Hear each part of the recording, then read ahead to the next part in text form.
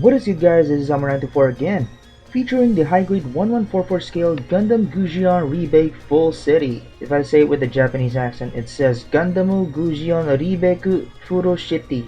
Just as how it's said, the name honestly sounds like full of shit. This is a Bandai kit, and as usual, Bandai has the best quality of plastic out there in terms of durability and detail. Comment down below if ever there's any other model kit brands that are worth mentioning and is comparable with Bandai. That being said, it doesn't mean that the kit is not prone to any weird issues such as being way too stiff after a couple of years, along with personal weathering and natural weathering. Yes, I got and built this kit years ago. If you have seen my last unboxing, that was last December 2016. I hope it still holds up to this day. Anyway, I also did say that I put in my own weathering to this kit to represent a gritty look and atmosphere from where this kit came from. Also weathering from the shelf with all the dust it accumulated from the last 4 years.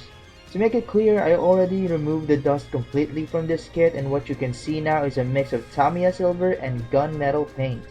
The ASW G11 Gundam Gusion Rebake Full City is a mobile suit from the second season of the Mobile Suit Gundam Iron-Blooded Orphans television series.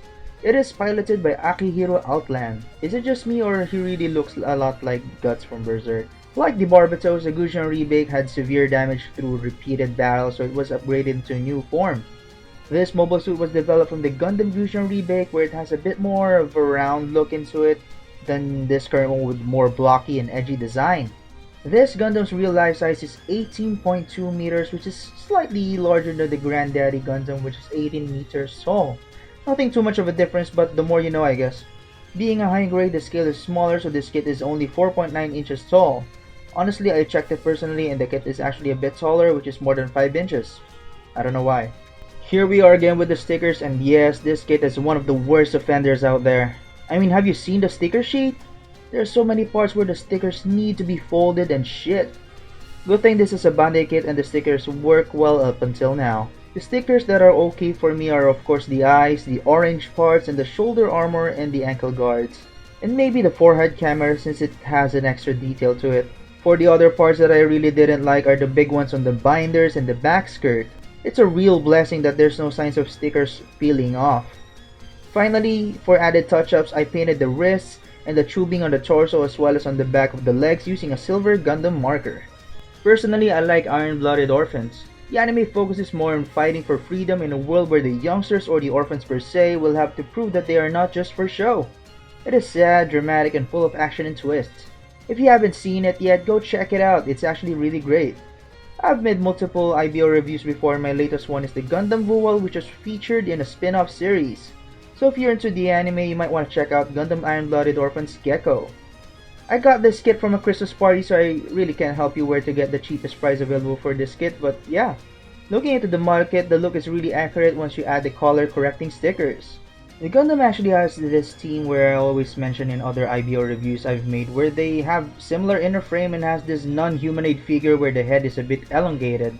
The thighs are shorter while the lower legs are longer. The feet are also huge and has this high heels feel to it with 2 big toes. Overall, I think what I'm trying to say is that it has a feral look to it. This kit was released October 2016, which shows that I had great experience since it was fairly new at the time. I said it multiple times already, but IBO kits never fail to deliver great articulation. But one thing to take note, I tried fiddling with this kit after many years and it became too stiff. It can be either due to the weathering I did on the kit, or maybe it's because it's just that old now. Either way, I need to make sure that the kits I have should be put on shelves that is closed so that it won't collect dust. I really don't see any issues with the surface detailing, since the second best thing I see with IBO kits is that it always has many details that it makes it so alive. What would make it more alive is applying panel lining on those said details. As you can see, the Gundam always looks better without the panel lining, but it doesn't hurt to make your kit unique with your own twist to it. Color scheme is pretty much the same as its predecessor, but this one has a bit more coffee or mocha as well as more white parts, which shows more color separation. With those colors contrasting, the orange around the kit pops a lot more. With the weathering I put on the kit, I was aiming for a battle damage look where the Gundam is on its last legs and is willing to do one more awesome move before it shuts down. I hope it translated to you guys as well. If not, hopefully you still like the weathering I made. Shelf presence for this kit is up there. This will tower over other slimmer kits due to the Gundam's wide appearance. Just make sure to post this kit on a wide stance to further amplify its presence. Looking into the surface even more, nub marks aren't too many, or maybe it was just covered up by the weathering. If that's the case, then that's great.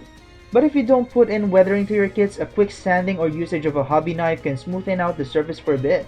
Stability of this kit is actually great, but it doesn't show on the torso, which is quite unfortunate. I think that's the only part that is not stable, if not stiff.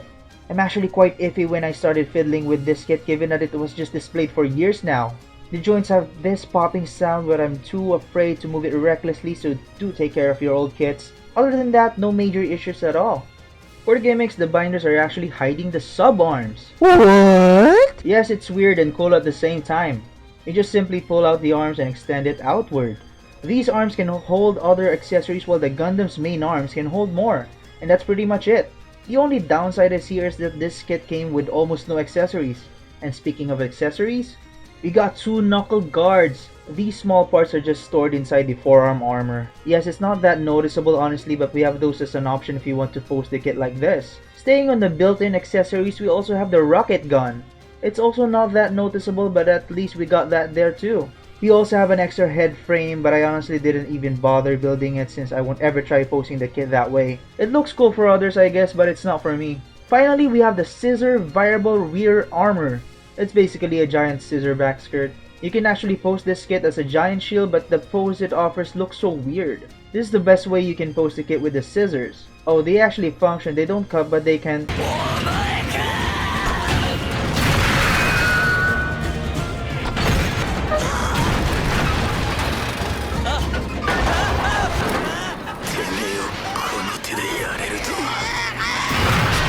Obviously, the best way to pose this kit is with the scissors. Technically, it's the only actual accessory for this kit if you ask me.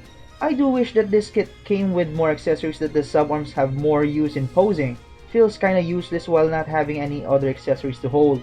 The accessories I wish that this kit came with are the halberd and the smooth bore guns. Personally, I won't ever pose this kit any other way than holding the scissors. I just wish it had more things to hold. One more thing, the kit also has extra hands that are angled, but also didn't bother cutting those up from the plate since yet again those hands don't have any hand guards and must be swapped with the other hands. Moving on to the articulation, the head can rotate and move forward and back, look up and down.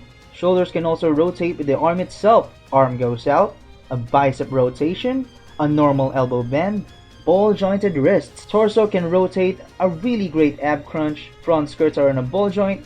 Feel free to separate the ball joints for individual posability. Hips are on a peg and hinge as well, which can kick forward, side, and back decently. Splits and wide stances are possible for this Gundam, but the side skirts might pop off sometimes. Legs can bend this far. Feet can have this pivot as well as go up and down. The joints are great in this kit. Almost all bends are wide, so you can definitely pull off cool poses with this kit. There are really no bad joints honestly. Just be careful with fiddling the kit, especially like mine that is already a couple years old already. Overall, this kit is great. The only downsides I can mention would be the extreme lack of accessories. The sub-arms in the binders are pretty much useless unless you buy option parts, which would be another investment for a single kit. Personally, I'd rather buy a new kit instead. I did say that even if the kit is Bandai, I still won't apply the sticker. I think the reason why I still use the stickers for this kit was because it's not as big as the other kits such as the previous review. Also, silver won't look that good in this kit as well, so it's kind of a fortunate thing that this still sticks really well up until now. Finally, is this kit worth buying for every kind of builder? This might not be an ideal starter kit, but this still delivers a decent experience when starting with gunpla. The lack of accessories might turn some people off, but you can't deny the sheer awesomeness of the scissors.